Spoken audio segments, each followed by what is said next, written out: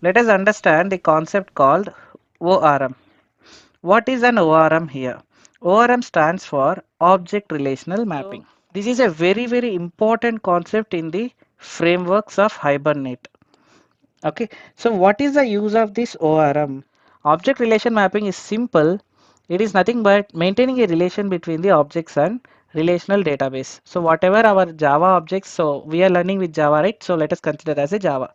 Whatever our Java object is there, that Java object will be connected with the relational database. How means whatever our object states are there, that object states will be mapped to the relational database.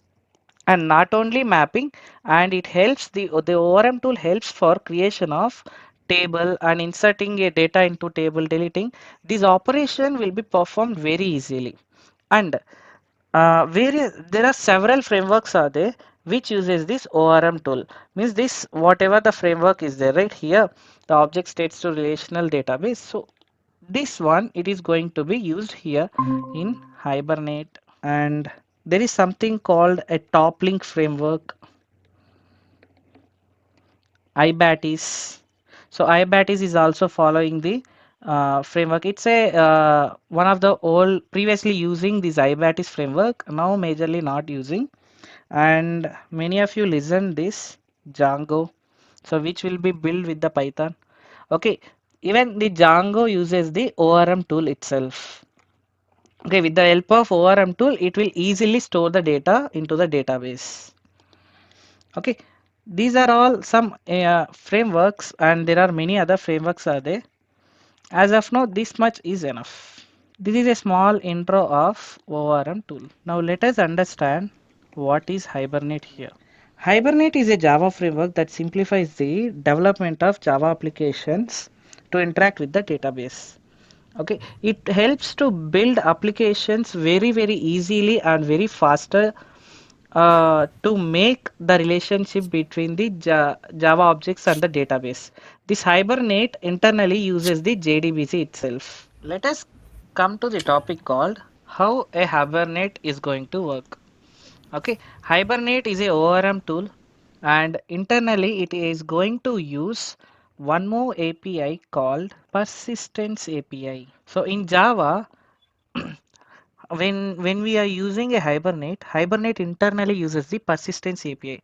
This persistence API which helps us to map our object states to the database columns. So previously whatever we discussed, the actual process specifications will be done with the help of persistence.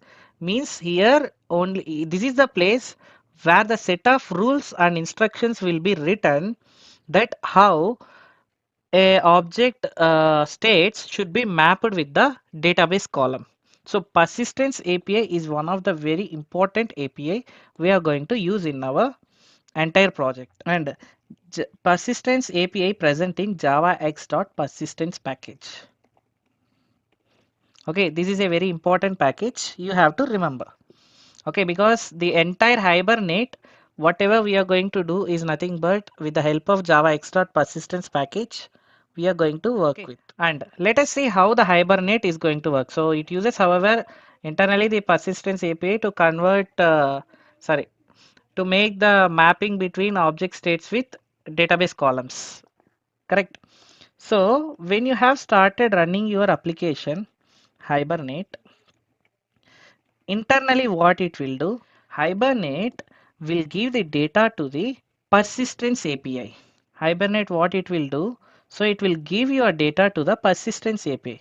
Persistence API what it is going to do, whatever you need the query, like if you are inserting data, so insert code you are going to write in the Hibernate, and that you have given to persistence API, it will write the insert query for you. Okay, it will write the insert query. After writing that query and whatever you have used the prepared statements, everything is there, right? So it will take internally and it will give it to the JDBC API. JDBC API, what it will do, it helps to communicate with the database. So JDBC API, it will give the query, whatever you have given the query and all, it executes with the DB.